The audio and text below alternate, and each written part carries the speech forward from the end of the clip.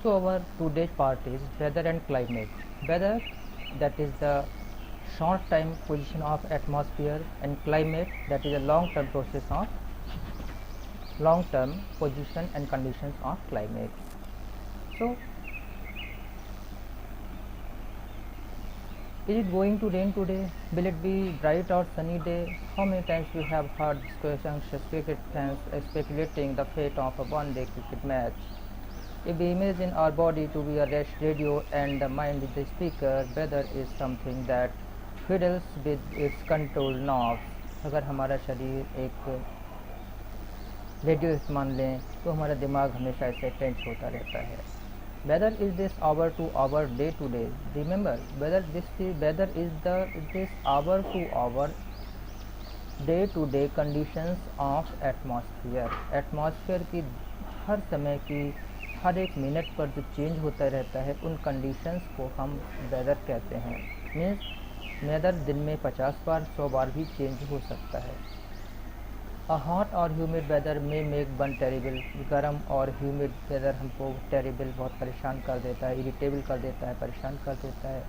अ pleasant breezy weather में make one cheerful and even plan for an outgoing. और वहीं जब ठंडा और खूबसूरत मौसम होता है तो लोग खुश होते हैं, बाहर घूमने निकल जाते हैं. तो weather can change dramatically from day to day. Weather day to day रोज़ का रोज़ बदलता रहता है. However the average weather conditions. Now the average weather conditions of a place for a longer period of time represents the climate of a place. अब जब बहुत लंबे समय तक वेदर की कंडीशंस एक जैसी रहती हैं या अलग होती हैं तो जो एक एवरेज निकल कर आता है उस लंबे समय का, उसको हम कहते हैं क्लाइमेट. तो दो चीज़ें समझ लीजिए कि वेदर क्या है. ये बहुत जल्दी थोड़ी सी देर में बदलता रहता है. तो वेदर वो कंडीशंस जो ज़रा ज़रा सी देर में बदलते रहते हैं. दिन में 4 तरह का 10 तरह का वेदर हो सकता है. वहीं क्लाइमेट क्या है, एक बहुत लंबे समय तक वेदर की जो कंडीशंस रहती हैं उनके एवरेज पोर्शन को हम क्लाइमेट कहते हैं. जैसे भारत के जो क्लाइमेट है वो हॉट है क्योंकि यहाँ पर साल के अधिकतर समय तक गर्मी रहती है. वहीं अंटार्कटिका पे या पोल्स पे ये कोल्ड होता है क्योंकि वहाँ पर लंबे समय तक सर्दियाँ रहती हैं. Now temperature. टेम्परेचर क्या है? The temperature you feel is the temperature of the atmosphere. Atmosphere का जो टेम्परेचर होता है उसको वो टेम्परेचर हम फील करते हैं. The degree of hotness and coldness. And degree of hotness and coldness of the air is known as temperature. Okay. तो कोई चीज़ हमें ठंडी लग रही है या गर्म लग रही है तो उसको डिग्री डिफरेंस होता है, उसको हम टेम्परेचर कहते हैं. The temperature of the atmosphere changes not only between day and night but also from season to season. दिन और रात में नहीं बल्कि सीजन टू सीजन में चेंज होता है. Summers are hotter than winters. Summers winters से ज़्यादा गर्म होती हैं. An important factor that influences the distribution of temperature is insolation. जो सबसे इम्पॉर्टेंट पोर्शन इस मामले में है वो है आपका डिस्ट्रीब्यूशन, उसको इंसोलेशन है. इंसोलेशन क्या है? Insolation is the incoming solar energy intercepted by the earth. तो सूरज से जो एनर्जी आती है उस एनर्जी को जितना हमारी अर्थ एब्जॉर्ब कर पाती है, सोख पाती है, उसको हम इंसोलेशन कहते हैं. सपोज कीजिए अगर सूरज से 1000 टन एनर्जी आ रही है और हम केवल से 1 टन जब कर पा रहे हैं तो ये इंसोलेशन 1 टन हो गया. तो the amount of insolation decrease from the equator towards the pole. Equator से पोल तक जो इंसोलेशन अमाउंट है वो कम होता जाता है. हम कैसे मेजर करेंगे? मेजरमेंट के लिए कुछ इंस्ट्रूमेंट्स का यूज़ करते हैं. उनमें से एक है आपका थर्मामीटर जो टेम्परेचर मेजर करता है. बैरोमीटर क्या करता है? एटमॉस्फेरिक प्रेशर को मेजर करता है. और जो रेन गेज है वो बारिश की क्वांटिटी को मेजर करता है. और विंड वेन क्या करता है? ये हमें डायरेक्शन ऑफ विंड बताता है.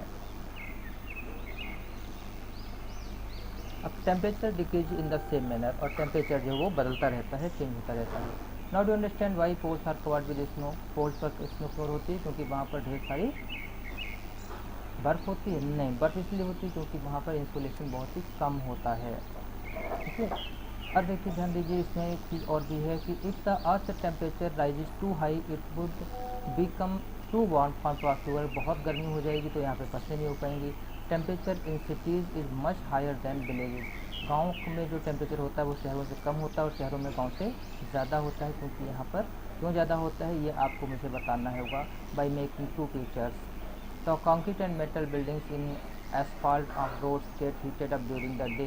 दिन में जो है कंक्रीट की, एसफाल्ट की, कोलतार की सड़कें खूब गर्म हो जाती हैं और रात में ये गर्मी को एग्जिस्ट करती हैं, रिलीज करती हैं, जिससे गर्मी हमारी बढ़ जाती है। उसके अलावा जहाँ पर ज़्यादा लोग रहते हैं वहाँ पर गर्मी ज़्यादा होती है। You will be surprised to know that air above us pressure presses us with great force upon our body। जो एयर प्रेशर है वो क्या है कि एयर हमारे बॉडी को चारों तरफ से दबाती है और हमें ही हर चीज़ को प्रेस करती है। तो ये जो जिस फोर्स से प्रेस करती है उसको हम एयर प्रेशर कहते हैं। तो this is because of the air pressure us from all direction. और हमारी बॉडी इतने प्रेशर के बाद भी क्यों बर्दाश्त कर लेती है, कुछ नहीं होता है, क्योंकि ये प्रेशर चारों तरफ से पड़ता है, इसलिए हमारी बॉडी पे इसका कोई असर नहीं पड़ता है। Air pressure is defined as the pressure exerted by the weight of air on earth surface. Earth की सरफेस पर जो एयर का वजन होता है उस वजन को हम एयर प्रेशर कहते हैं। जैसे कोई चीज़ हम लोग रखेंगे तो हम पर वजन लगाती है। As we go up the layers of atmosphere the pressure falls rapidly. और जैसे जैसे हम ऊपर जाएंगे, अप साइड जाते हैं अपर लेयर्स में, तो क्या होगा, प्रेशर गिरता जाएगा, कम होता जाएगा। The air pressure is highest at sea level and decreases with height. Sea level पर एयर प्रेशर सबसे ज़्यादा होता है और ऊंचाई बढ़ने के साथ ही ये प्रेशर बढ़ता जाता है। बढ़ता है जी नहीं, take care, this is decreases means कम होता जाएगा।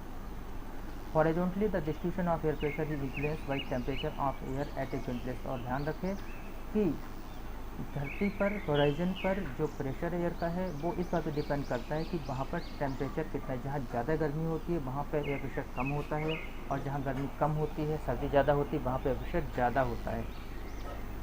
इन areas where temperature is high the air gets heated and rises. जहाँ पे टेम्परेचर हाई होता है वहाँ पे हवा गर्म होकर ऊपर हो जाती है, हल्की हो जाती है, चली जाती है। और जहाँ पर लो प्रेशर एरिया बनता है, low pressure area pressure is associated with cloudy skies and bad weather.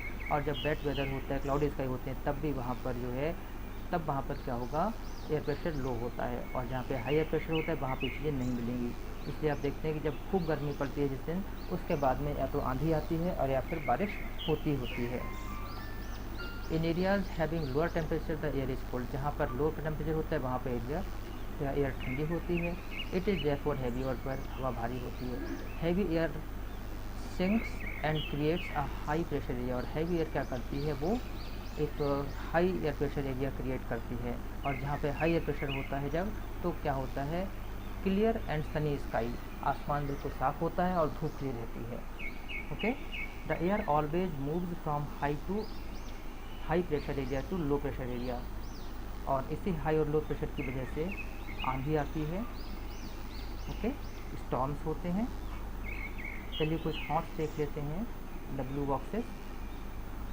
कहते हैं the standard unit of measuring temperature is degree Celsius. It was invented by Andy Celsius. On the Celsius scale the water freezes at 0 degree Celsius and boils at 100 degree Celsius. जो standard scale है उसमें 0 degree Celsius पर water freeze हो जाता है और 100 degree Celsius पर ये बॉयल होने लगता है। On the moon there is no air and hence no air pressure. Moon पर एयर एटमॉस्फेयर नहीं है, एयर नहीं, इसलिए वहाँ पर एयर प्रेशर भी नहीं है। एस्ट्रोनॉट्स जो वहाँ जाते हैं वो अपने साथ स्पेशल टाइप ऑफ सूट्स को पहन कर जाते हैं जिससे कि उनको एयर मिलती रहे और वो ब्रीथ कर सकें।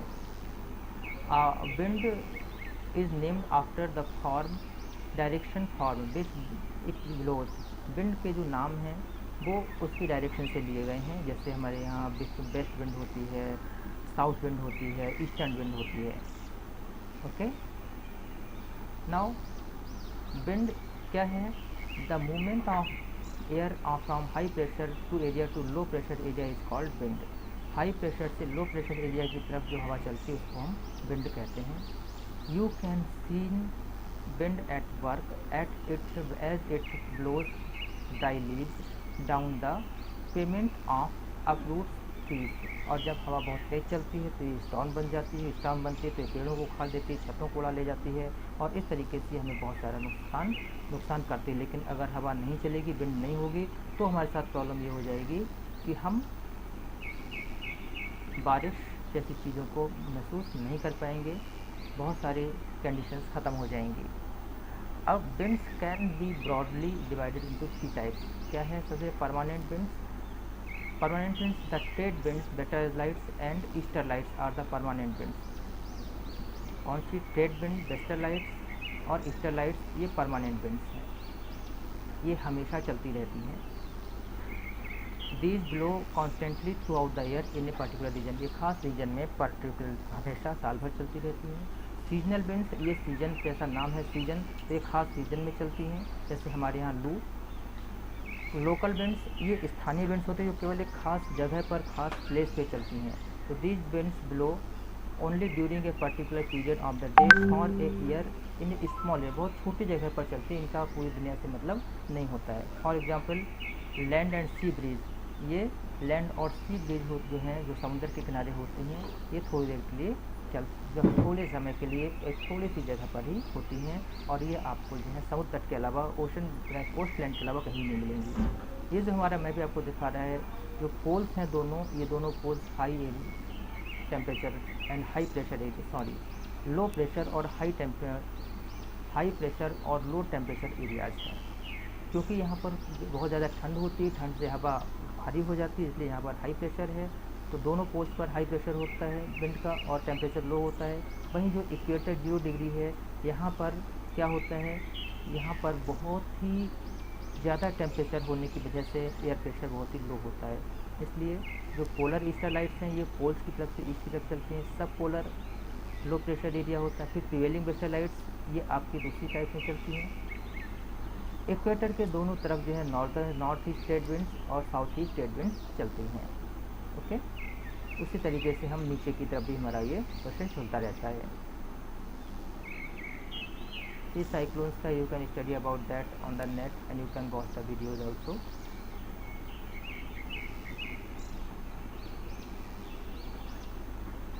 नाउ मॉइस्चर मीन्स, अक्सर सुना है moisture feel, moisturise your body.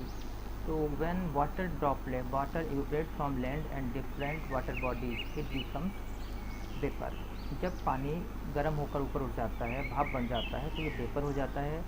Moisture in the air at any time is known as humidity. तो किसी समय, ये किसी खास समय पर एटमॉस्फेयर में जो क्वांटिटी होती है ये मॉइस्चर की, ये वेपर की जो क्वांटिटी होती है, इस क्वांटिटी को हम कहते हैं humidity. Humidity is the quantity of moisture in the air. When the air is full of water vapour we call it a humid day. जब बहुत ज़्यादा नमी होती है तो उसको ह्यूमिड डे कहते हैं। As the air gets warmer its capacity to hold water vapour increases and so it is becomes more humid. जैसे जैसे हवा गर्म होती है, इसकी वाटर वेपर को एब्जॉर्ब करने की, होल्ड करने की कैपेसिटी बढ़ती जाती है, जिसकी वजह से बिकॉज ऑफ विच क्या होता है कि हमारे लिए और ज़्यादा कष्टदायक पोजीशंस बन जाती हैं। On A humid day cloths take longer time to dry and sweat from our body does not evaporate easily making us feel uncomfortable। पानी कपड़े सूखते नहीं हैं, चेहरे पे पूरे समय चिप रहती है, बार बार हम पोंछते रहते हैं, वाइप करते रहते हैं, इसके बावजूद हमको आराम नहीं मिलता है। When water vapor rises, जब वाटर वेपर बढ़ जाता है, it starts cooling, तो ये ठंडा होने लगता है। The water vapor condenses causing formation of droplets of water। Water vapour condense होके क्या करता है, ये ड्रॉपलेट्स ऑफ वाटर बनाता है। Clouds are just masses of such droplets. Clouds ऐसे ही ड्रॉपलेट्स के मासेस होते हैं। व्हेन मासेस मीन्स होता है large amount. When these droplets of water become heavy to float in air they come down as precipitation. और जब ये इतनी भारी हो जाती है कि बादल को रोक नहीं पाते हैं, तो ये प्रेसिपिटेशन बारिश के रूप में गिरने लगते हैं। इस डायग्राम्स में आप देख रहे हैं कि ये cyclonic rain, different types of rainfall. Cyclonic rainfall में साइक्लोन बनता है। रिलीफ रेनफॉल ये पहाड़ों पर होते जब ऊपर बादल उठते हैं, और जो कन्वेक्शनल रेनफॉल है ये लगातार होती रहती है। Jet planes flying in the sky leave a white trail behind them. Jet planes जब उड़ते हैं तो अपने पीछे एक सफ़ेद रंग का धुएँ जैसे छोड़ते हैं। The moisture from their engine condenses. उनके इंजन जो मॉइस्चर निकलता है वो कंडेंस हो जाता है, जम जाता है। We see the trail of this condensed moisture for some time when there is no air movement to disturb it. अगर एयर मूवमेंट नहीं होता है तो हम कुछ समय तक इस लेयर को, इस ट्रेल को देख पाते हैं। Precipitation that comes down to the earth in liquid form is called rain. जो प्रेसिपिटेशन लिक्विड के रूप में नीचे आ जाता है उसको हम रेन कहते हैं। Most of the ground water comes from rain water. अधिकतर पानी जो है वो रेन वाटर से ज़मीन को मिलता है। Plants help preserve water. Plants पानी को रोकने में हमारी हेल्प करते हैं, इसलिए हमको बहुत ज़्यादा प्लांट्स लगाने चाहिए ताकि बच जाए। अब on the basis of mechanism there are 3 types of rainfall. Mechanism के हिसाब से 3 तरह के रेनफॉल होते हैं, the convectional rainfall, the orographic rainfall and the cyclonic rainfall. तो ये 3 तरह के रेनफॉल होते हैं। Rainfall is very important for the survival of plants and animal. Rainfall बहुत इंपॉर्टेंट है हमारे प्लांट्स के सर्वाइवल के लिए, हमारे खुद के सर्वाइवल के लिए। It brings fresh water to the earth surface, और ये अर्थ सरफेस पर फ्रेश वाटर लाता है। If rainfall is less water scarcity and drought occur. जब बारिश बहुत कम होती है तो सूखा पड़ जाता है और पानी की कमी हो जाती है, और जब बारिश बहुत ज़्यादा होती है तो बाढ़ आ जाती है। इस तरीके से हमें देखना पड़ेगा कि हम क्या कर सकते हैं। You have to draw this puzzle on a paper and solve it. This is in your book on page number 28. Okay, and try to fill that.